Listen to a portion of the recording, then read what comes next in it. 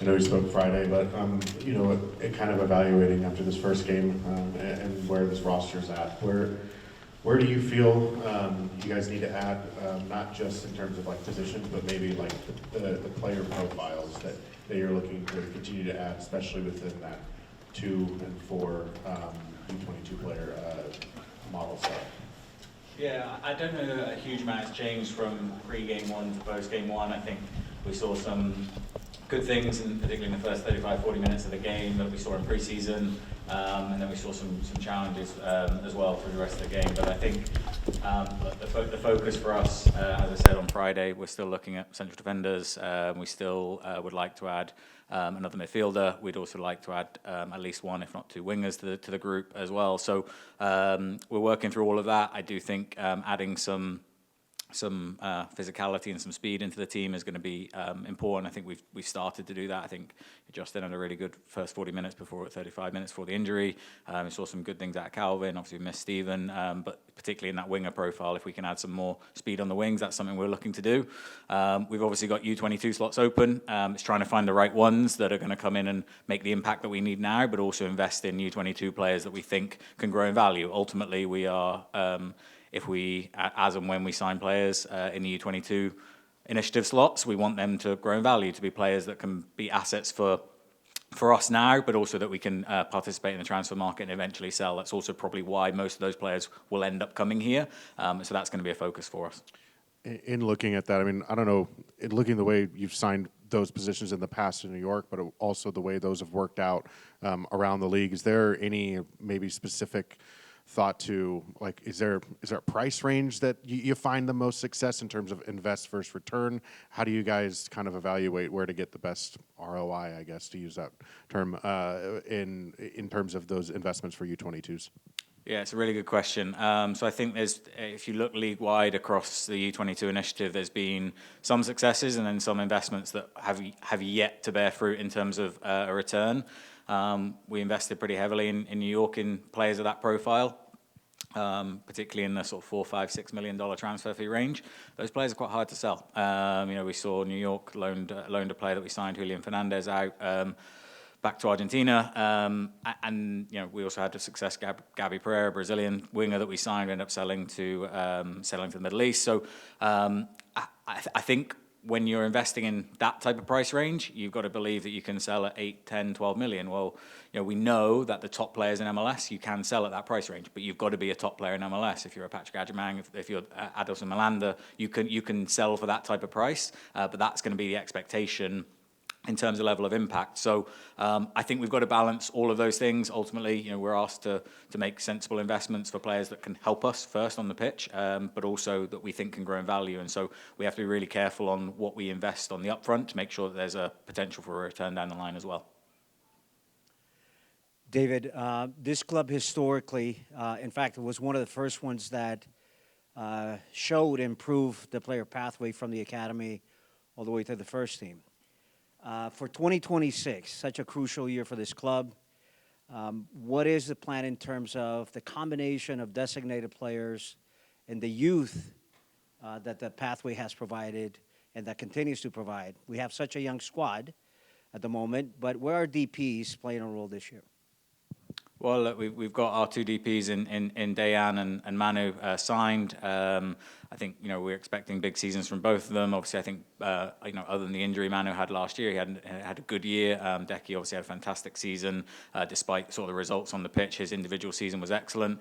I think anytime you're building a squad, you're trying to balance players in the peak age of their career, whether that's your designated players or your regular salary cap players, potentially some players that have maybe a little bit more experience, but then also making sure that we've got a roster that has some youth and some development in it. And I think I've been incredibly impressed, I have to say, with the level of players that are in our player pathway. I think the work that Declan and the academy staff have done. We obviously had a roster that had a lot of academy players coming into preseason with us, and they all performed really, really well. Obviously, we've signed Zamir as one of our first off-season moves, and I think that shows the level of talent that is in the academy. And now it's my job to make sure that the roster is balanced across all phases, so that we can compete now, but also we have young players that are developing and growing into becoming more important players. And if we can get that right, and when we get that right, that will lead to sort of more consistent success year over year, because then you have a constant pipeline of young players coming through. And that,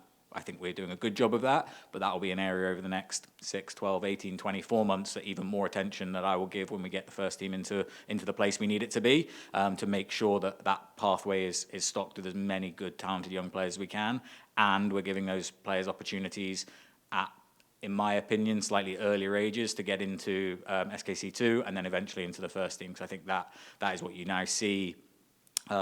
It results in players that can impact the first team at younger ages, and then that drives value in the transfer market as well.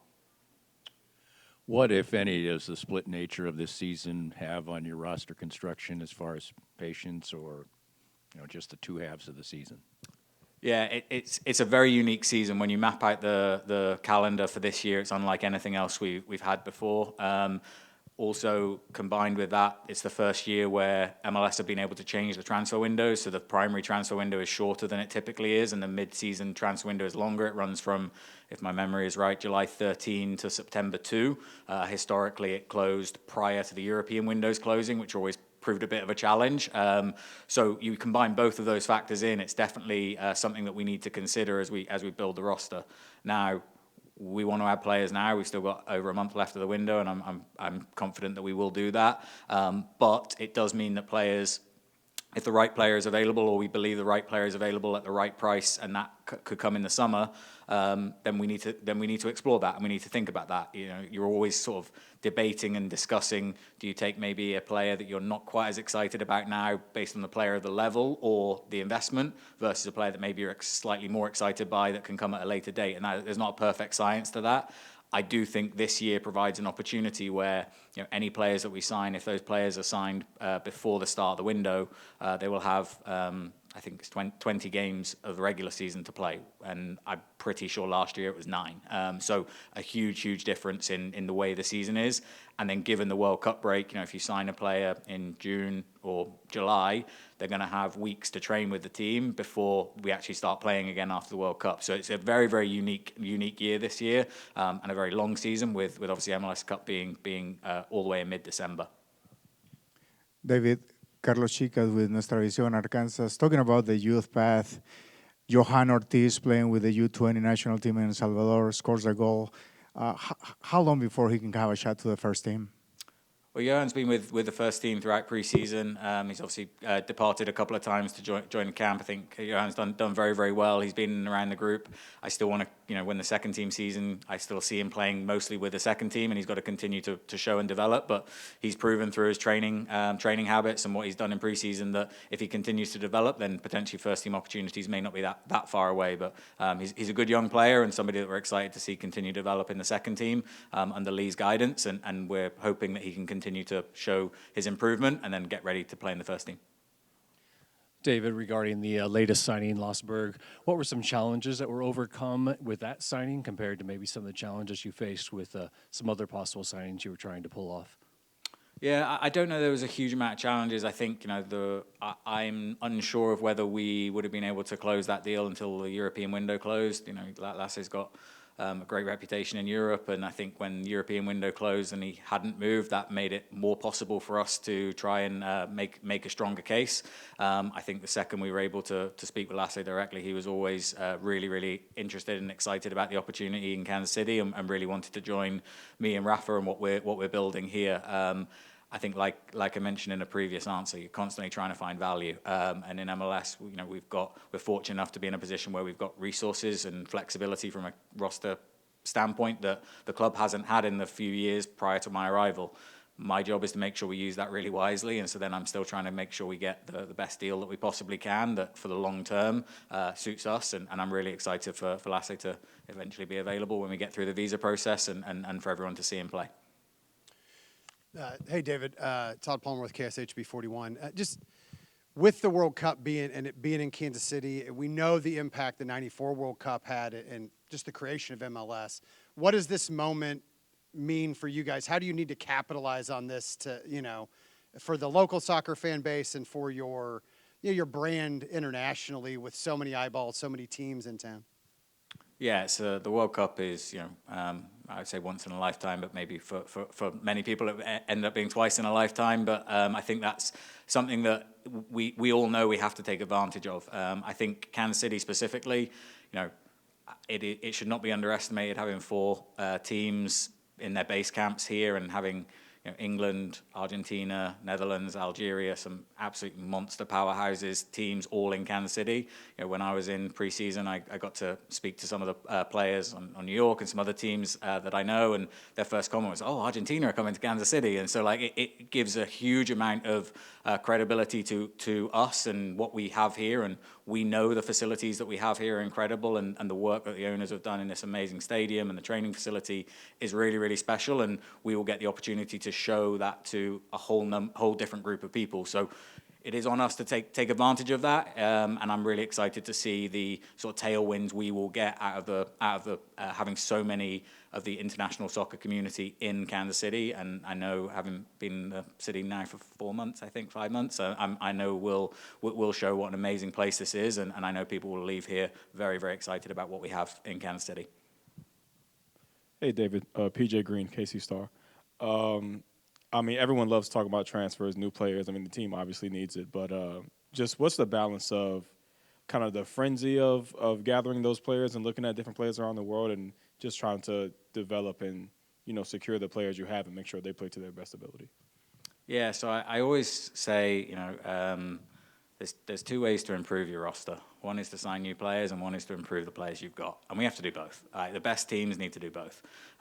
We need to add new players, and we will. I tell most of the staff most of the time, almost all the staff that work here, except for a very, very small handful, are focused on the players that we've got. We have medical department, performance department.